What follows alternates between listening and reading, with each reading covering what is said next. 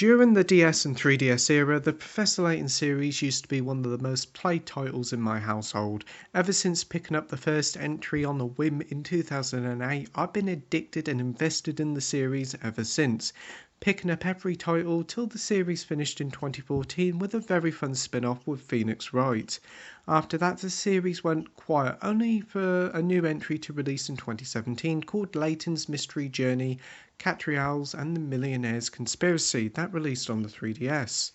This spin-off that starred Layton's daughter Catriel and follows her and a whole new cast of characters solving mysterious new cases. It was a pretty decent entry that, whilst didn't reach the heights of the mainline entries, it was still a very fun game, and now it's receiving a Switch re-release. So let's see how they did, shall we? Layton's Mystery Journey story follows Professor Layton's daughter Catriel, who's following in her father's footsteps by setting up her own detective agency with the help of her admirer Ernest. Instead of really following a single plot, what we have here is a collection of mini cases for Cat to solve. Though nearing the end of the story does tie in with some of the loose ends from the game's other chapters. Though it has to be said, the game's story isn't a patch on the previous Layton games, lacking many thrilling moments and over-the-top storytelling. It's still enjoyable, mind, with a great cast of characters, including a talking dog named Show. As for the gameplay, it plays out pretty much the same as the previous Layton games, but with a few little changes. You still go around different areas, tapping areas, talking to people and solving the game's many different puzzles. It's the same tried and trusted gameplay that has made the series so enjoyable for all these years. Where you need to go is always stated, so there's no need to worry about getting lost. As for the game cases, they're all pretty much low-key affairs, and you'll guess the culprit long before completing the case. Still, the writing is very good, and it does get quite comedic at times, so it does make up for it. The main gameplay of the series has always been the puzzles, and Layton's Mystery Journey is no different.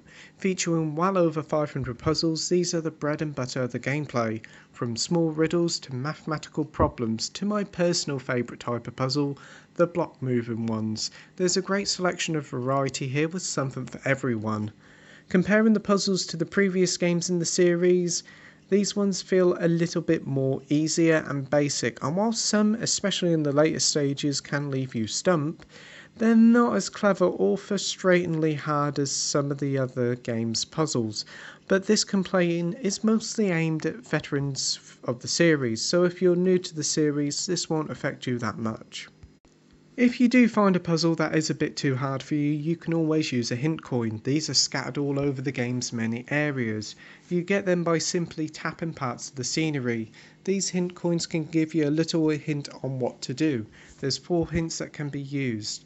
Each hint gives you a little bit more info, whilst the final hint, the super hint, which requires 2 hint coins, will pretty much give you the answer. So if you're buying this game for a kid and are worried it might be a bit too hard for him, don't worry, as the game is very accessible and will provide your child with plenty of help. Lengthwise, the game is split into many different cases. Instead of the original one overarching case like the other games, you go through each of the cases, and partway into the game you can choose whatever case you want as you get a load at the same time. But to see the game's ending, then you're talking around a good 12 to 15 hour mark, but if you want to solve every single puzzle, then you're easily talking about 20 plus hours, which is very generous indeed. As this is titled the Deluxe Edition, you're probably wondering what you actually get extra with this version. You get the upgraded visuals as well as a load of new costumes for Catriel. Quite a few of these were previously paid only content, plus we also have about 40 new puzzles as well as a puzzle for each day of the year, so another 365 puzzles.